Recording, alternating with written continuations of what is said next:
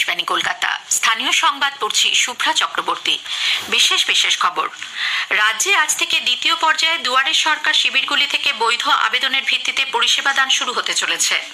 সদ্য সমাপ্ত 2023-এর 31শে ডিসেম্বর পর্যন্ত যেসব গাড়ির কর বকেয়া রয়েছে, আগামী 29শে ফেব্রুয়ারির মধ্যে তা জমা দিলে রাজ্য সরকার ধার্য জরিমানা মকুবের কথা ঘোষণা করেছে। রাজ্যের শাসক দল তৃণমূল কংগ্রেসের 26তম প্রতিষ্ঠা দিবস পালনের দিনটি দলের অভ্যন্তরে নবীন প্রবীণ দ্বন্দ্বকে ঘিরে দুপক্ষের নেতাদের বাকযুদ্ধে রাজ্য রাজনীতি সরগরম।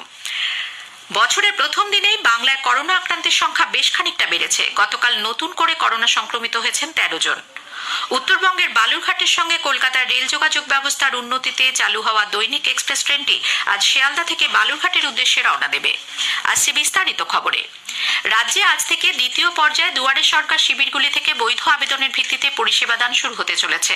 গত রবিবার 31শে ডিসেম্বর দায়িত্ব নেওয়ার পর রাজ্যের নতুন মুখ্য সচিব ভগবতী প্রসাদ গোপালিকা ও স্বরাষ্ট্র সচিব নন্দিনী চক্রবর্তী গতকাল সব জেলা শাসক, পুলিশ সুপার এবং পুলিশ কমিশনারদের সঙ্গে ভার্চুয়াল বৈঠক করেন। সেখানে মুখ্যমন্ত্রীর জন অভিযোগ সেলে যেসব অভিযোগ জমা পড়েছে, রাজ্য সরকার সেগুলিও গুরুত্ব দিয়ে বিচার করে দ্রুত সমাধানের জন্য সব জেলা প্রশাসনকে নির্দেশ দিয়েছে। এর পাশাপাশি জেলা শাসকদের নিজের জেলায় আইন শৃঙ্খলার বিষয়টিতে আরো জোর দিতে বলা হয়েছে। এছাড়াও যেসব পুরসভা ও গ্রাম পঞ্চায়েতে রাস্তা তৈরির জন্য ওয়ার্ক অর্ডার দেওয়া হয়েছে, সেগুলি দ্রুত তৈরির কাজ শেষ করারও নির্দেশ দেন মুখ্য সচিব। পঞ্চায়েতের কাজকর্মের বার্ষিক মূল্যায়ন রিপোর্ট এপিআর-এ রাজ্যের মধ্যে পঞ্চম স্থান অধিকার করেছে মুর্শিদাবাদ জেলা। জেলার 250টি পঞ্চায়েতের মধ্যে 193টি পঞ্চায়েত ভালো ফল করায় রাজ্য অর্থ কমিশনের তরফে সীমান্তবর্তী জেলায় সব থেকে বেশি প্রায় 22 কোটি টাকা পাচ্ছে।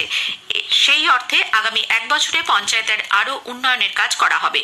অন্যদিকে বিভিন্ন মানদণ্ডের নিরিখে অকৃতকার্য হয়েছে বহরমপুর, ডোমকল, ফারাক্কা, হরিহরপাড়া, জলঙ্গি সহ বিভিন্ন ব্লকের 57টি পঞ্চায়েত। সেগুলির দিকে এবার বাড়তি নজর দেবে প্রশাসন।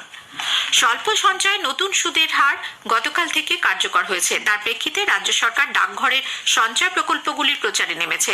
সাধারণ মানুষ যাতে সেই প্রকল্পগুলিতে বিনিয়োগ করেন, সেজন্য জেলায় জেলায় লিফলেট বিলি করে প্রচার চালানো হচ্ছে। চিটফান্ডের মতো প্রতারণার ফাঁদে পা না দিয়ে নিরাপদে টাকা রাখার জন্য মানুষকে সচেতন করতে এই উদ্যোগ। উল্লেখ্য, কেন্দ্রীয় সরকার আগামী 3 মাসের জন্য 2টি প্রকল্পে সুদের হার বাড়িয়েছে। 3 বছরের মেয়াদী আমানতে 0.1% এবং সুকন্যা সমৃদ্ধি যোজনায় বেড়েছে 0.2% সুদ। সদ্য সমাপ্ত 2023-এর 31শে ডিসেম্বর পর্যন্ত যেসব গাড়ির কর বকেয়া রয়েছে, আগামী 29শে ফেব্রুয়ারির মধ্যে তা জমা দিলে রাজ্য সরকার গাড়ির উপরে ধার্য জরিমানা মকুব করার কথা ঘোষণা করেছে। পরিবহন দপ্তর থেকে জারি করা এক বিবৃতিতে গত রবিবার পর্যন্ত যেসব বাণিজ্যিক গাড়ির ফিটনেস শংসাপত্র ও পারমিট নবীকরণ বকেয়া রয়েছে, আগামী 30 তারিখের মধ্যে তার মূল ফিস জমা করলে জরিমানার উপর 100% ছাড় দেওয়া হবে বলে জানানো হয়েছে। 31শে জানুয়ারি থেকে 29শে ফেব্রুয়ারির মধ্যে ফিস জমা করলে 80% ছাড় পাওয়া যাবে। রাজ্যের শাসক দল তৃণমূল কংগ্রেসের 26তম প্রতিষ্ঠা দিবস পালনের দিনটি দলের অভ্যন্তরে নবীন প্রবীণ দ্বন্দ্বকে ঘিরে দুপক্ষের নেতাদের বাকযুদ্ধে সরগরম রইল। গতকাল রাজ্য সভাপতি সুব্রত বক্সির একটি মন্তব্যকে ঘিরে শুরু হয় বিতর্ক। সুব্রতবাবু বলেন, দলের সাধারণ সম্পাদক হিসেবে অভিষেক বন্দ্যোপাধ্যায়ের লড়াইয়ের ময়দান ছেড়ে যাবেন না বলে দল আশা করে। অভিষেক বন্দ্যোপাধ্যায় আমাদের সর্বস্তরে ভারতবর্ষের রাজনীতিতে সাধারণ সম্পাদক। যদি লড়াই করে তাহলে মমতা বন্দ্যোপাধ্যায়কে সামনে রেখেই লড়াই করবে এবং চোরাফুলকে সামনে রেখেই লড়াই করবে, এ ব্যাপারে নিশ্চিত। এর পাল্টা দলের রাজ্য সাধারণ সম্পাদক মুখপাত্র কুণাল ঘোষ তার বাক্য গঠন নিয়ে আপত্তি তোলেন। অভিষেকের পিছিয়ে যাওয়ার কথাটা আসছে কি করে? আমার মনে হয় এই বাক্য গঠনটায় কোনো একটু সমস্যা আছে। অভিষেক বন্দ্যোপাধ্যায় তৃণমূল এবং মমতা বন্দ্যোপাধ্যায়, এর বাইরে এসব কথা আসছে কোথা থেকে? অভিষেকের লড়াই তো মমতা বন্দ্যোপাধ্যায়ের হাতকে শক্তিশালী করার জন্য, ভালো করার জন্য। অভিষেকের দৃষ্টিভঙ্গিতে যদি কোনো বক্তব্য থাকে, সেগুলো মাননীয় সভাপতি, মাননীয় দলনেত্রী তার সঙ্গে কথা বলে ক্লিয়ার করে নিন। এদিকে প্রধান বিরোধী দল বিজেপি এ নিয়ে কটাক্ষ করতে ছাড়েনি। বিজেপি নেতা সমীর ভট্টাচার্য বলেন, তৃণমূল এমন একটা দল যেখানে দলীয় নেত্রী তথা মুখ্যমন্ত্রী মমতা ব্যানার্জি প্রতিটি পদে চ্যালেঞ্জড হচ্ছেন। মুখ্যমন্ত্রী মমতা বন্দ্যোপাধ্যায় প্রতিদিন চ্যালেঞ্জড হচ্ছেন। দলের সর্বোচ্চ পদে যিনি আছেন সেই সুব্রত বক্সি তার বক্তব্যের সমালোচনা করছেন। তারই নিয়োগপত্র পাওয়া সাধারণ সম্পাদক, বিদায় আসন্ন, এটা সুব্রত বক্সিও জানেন, কুণাল ঘোষ একটু বেশি ভালো করে জানেন। কেউ ভাঙন রোধ করবার চেষ্টা করবেন কি আরেকজনকে মুখ্যমন্ত্রী বানানোর গতিটাকে আরেকটু ত্বরান্বিত করবেন, এটা সম্পূর্ণই ওদের ব্যাপার। সিপিআইএম এর পলিট ব্যুরো সদস্য সুজন চক্রবর্তী বলেন, এই মুহূর্তে তৃণমূলের রাজ্য সভাপতি এবং রাজ্য সম্পাদক সম্পূর্ণ ভিন্ন মত পোষণ করছেন। পিসি শুধুমাত্র ভাইপো আর পিসিকে নিয়ে আগ্রহী, এটা সবাই বুঝে গেছে। ফলে এখন না বোঝার কোনো কারণ নেই যে অভিষেকের কথা কুণালের মধ্য দিয়ে হয়তো প্রবাহিত হচ্ছে, সুব্রত বক্সির সঙ্গে সেটা হয়তো মিলছে না। এদিকে সারাদিন নবীন প্রবীণ দ্বন্দ্বকে ঘিরে বিভিন্ন নেতাদের বক্তব্যের মধ্যে বিতর্কের মধ্যেই গতকাল নববর্ষের সন্ধ্যায় শাসক দলের সর্বভারতীয় সাধারণ সম্পাদক অভিষেক বন্দ্যোপাধ্যায় তৃণমূল নেত্রী মমতা ব্যানার্জির সঙ্গে কালীঘাটে দেখা করতে যান। দলের মধ্যে দুশিবিরে বিভক্ত হয়ে যাওয়া নেতাদের মধ্যে মতপার্থক্য মেটানোর রফাসূত্র নিয়ে আলোচনার জন্যই এই সাক্ষাৎ বলে রাজনৈতিক মহলের ধারণা। উল্লেখ্য, তৃণমূলের প্রতিষ্ঠা দিবসের অনুষ্ঠানে গতকাল নবীন প্রবীণ বিরোধ নিয়ে দলের রাজ্য সভাপতি সুব্রত বক্সির মন্তব্যের পর সুদীপ বন্দ্যোপাধ্যায়, ফিরহাদ হাকিমের মতো নেতারাও কুণাল ঘোষের সমালোচনার মুখে পড়েন। রাজ্যের পুর ও নগর উন্নয়ন মন্ত্রী মেয়র ফিরহাদ হাকিম গতকাল চেতলার গোবিন্দ আড্ডি রোডে দলীয় কার্যালয়ে পতাকা উত্তোলনের এক অনুষ্ঠানে বলেন, দলের কিছু মানুষ অন্যায় বা দুর্নীতিতে জড়িয়ে পড়লেও সকলেই এতে যুক্ত নয়। তৃণমূল নেত্রী নিজে কখনো কোনো অন্যায় করেননি বলেও তার দাবি। আমরা তৃণমূল কংগ্রেস একটা সংসার, কিছু মানুষ নিশ্চিতভাবে অন্যায় করেছে, কিছু মানুষ নিশ্চিতভাবে করাপশনে জড়িয়ে পড়েছে, কিন্তু তার মানে আমরা সবাই নই। চাকরি দিয়ে পয়সা নেওয়ার মতন ভিন্ন কাজ এটা পাপ। আমি চাই আমাদের দলের ছেলেরা চাকরি পাক, আমি চাই বেকার ছেলেরা চাকরি পাক, কিন্তু করাপশন সব থেকে নোংরা জিনিস, যে জিনিসটা তৃণমূল কংগ্রেসের নেত্রী মমতা বন্দ্যোপাধ্যায় চান না। ফিরহাদের এই মন্তব্যকে কটাক্ষ করে প্রদেশ কংগ্রেস সভাপতি অধীর রঞ্জন চৌধুরী এতদিন পর তার বোধোদয় হওয়া নিয়ে প্রশ্ন তোলেন। হাকিম সাহেব নিজে কবে উঠবে তার ঠিক নাই, এত তার বিরুদ্ধে অভিযোগ।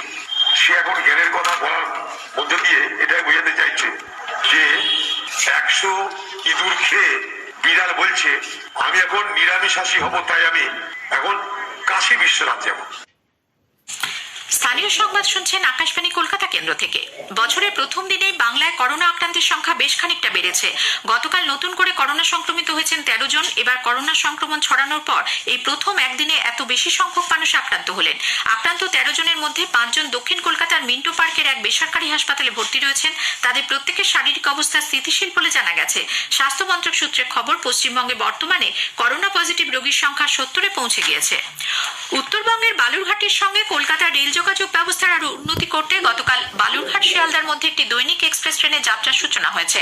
রেলমন্ত্রী অশ্বিনী বৈষ্ণব নতুন দিল্লি থেকে ভিডিও কনফারেন্সিং এর মাধ্যমে গতকালের সূচনা করেন। ট্রেনটি আজ শিয়ালদা থেকে রাত 10:30টায় রওনা হয়ে বালুরঘাট পৌঁছবে আগামীকাল সকাল 8:30টায়। আগামীকাল বালুরঘাট থেকে সন্ধ্যে 7টায় রওনা দিয়ে শিয়ালদা পৌঁছবে 4 তারিখ ভোর 4:20 এই যাত্রাপথে ট্রেনটি থামবে 13টি স্টেশনে। এতে থাকছে এসি 2 টিয়ার ও 3 টিয়ার, এসি 3 টিয়ার ইকোনমি, ফার্স্ট এসি, স্লিপার ও দ্বিতীয় শ্রেণীর সাধারণ কামরা। গতরাতে ট্রেনটি শিয়ালদায় পৌঁছলে এক অনুষ্ঠানের আয়োজন করা হয়। উপস্থিত ছিলেন বিজেপি সাংসদ সৌমিত্র খাঁ, বিধায়ক অম্বিকা রায়, পূর্ব রেলের শিয়ালদা ডিভিশনের ডিআরএম দীপক নিগম প্রমুখ। কলকাতা পুলিশের বিশেষ টাস্ক ফোর্স এসটিএফ 31শে ডিসেম্বর রাতে তপসিয়া থানা এলাকা থেকে এক জাল নোট পাচারকারীকে গ্রেপ্তার করেছে। উদ্ধার হয়েছে 500 টাকার নোটে 2 লক্ষ টাকা মূল্যের জাল নোট। মালদার কালিয়াচকের বাসিন্দা মোহাম্মদ আজারউদ্দিন মোমিনকে গতকাল ব্যাংশাল আদালতে তোলা হলে বিচারক 10ই জানুয়ারি পর্যন্ত তাকে এসটিএফ হেফাজতে পাঠানোর নির্দেশ দেন। কলকাতা পুলিশের অধীনে আনা ভাঙড়ের নতুন 4টি থানার উদ্বোধনের কর্মসূচি আপাতত স্থগিত হয়ে গেছে। নেতাজি ইন্ডোর স্টেডিয়ামে আয়োজিত এক অনুষ্ঠান থেকে মুখ্যমন্ত্রী তথা পুলিশ মন্ত্রী মমতা ব্যানার্জি আজ ভার্চুয়ালি উত্তর কাশীপুর, পোলেরহাট, চন্দনেশ্বর এবং ভাঙড় থানার উদ্বোধন করার কথা ছিল। এজন্য কলকাতা পুলিশ কমিশনার বিনীত গোয়েল গত রবিবার নলমুড়িতে নতুন ডিসি অফিসের প্রস্তুতিও ঘুরে দেখেন। উল্লেখ্য, গত পঞ্চায়েত নির্বাচনে ওই এলাকা থেকে ব্যাপক হিংসার খবর আসার পরেই মুখ্যমন্ত্রী ভাঙড়কে কলকাতা পুলিশের অধীনে নিয়ে আসার সিদ্ধান্ত নেয়। হুগলি শ্রীরামপুরে ওয়েলিংটন জুট মিলে গতকাল বিকেল 4টে নাগাদ আগুন লাগে। দমকলে 10টি ইঞ্জিন ঘটনাস্থলে পৌঁছয়। আগুন বিস্তীর্ণ এলাকায় ছড়িয়ে যাওয়ায় তা নেভাতে দমকল কর্মীদের দীর্ঘ সময় লাগে। ভোর 2:45 নাগাদ আগুন নিয়ন্ত্রণে আসে। এখনো পর্যন্ত হতাহতের কোনো খবর নেই। অন্যদিকে মানিকতলার সিমলা রোডে আজ ভোরে একটি মিষ্টির দোকানে আগুন লাগার খবর পাওয়া গেছে। দমকলে 3টি ইঞ্জিন ঘটনাস্থলে পৌঁছেছে। সল্টলেকের যাদবপুর বিশ্ববিদ্যালয়ের মাঠে গতকাল সিএবি প্রথম ডিভিশন ক্রিকেট লিগের ম্যাচে মোহামেডান স্পোর্টিং এর বিরুদ্ধে ইস্ট বেঙ্গল 8 উইকেটে 297 রান করেছে। উত্তরে বাতাস বইতে থাকায় আজ সকাল থেকে কলকাতা সহ দক্ষিণবঙ্গের শীতের আমেজ অনুভূত হচ্ছে। সকালে কলকাতার সর্বনিম্ন তাপমাত্রা রেকর্ড করা হয়েছে 15.5 ডিগ্রি সেলসিয়াস, স্বাভাবিকের চেয়ে যা 1 ডিগ্রি উপরে। টানা কয়েকদিন যা ছিল স্বাভাবিকের 3 থেকে 4 ডিগ্রি বেশি। দিনের সর্বোচ্চ তাপমাত্রা গতকাল ছিল 23.2 ডিগ্রি সেলসিয়াস, যা স্বাভাবিকের থেকে 2 ডিগ্রি কম। শেষ করার আগে স্থানীয় সংবাদের বিশেষ কিছু অংশ আরো একবার। রাজ্যে আজ থেকে দ্বিতীয় পর্যায়ে দুয়ারে সরকার শিবিরগুলি থেকে বৈধ আবেদনের ভিত্তিতে পরিষেবা দান শুরু হতে চলেছে। বছরের প্রথম দিনে বাংলায় করোনা আক্রান্তের সংখ্যা বেশ খানিকটা বেড়েছে। গতকাল নতুন করে করোনায় সংক্রমিত হয়েছেন 13 জন। স্থানীয় সংবাদ শেষ হলো।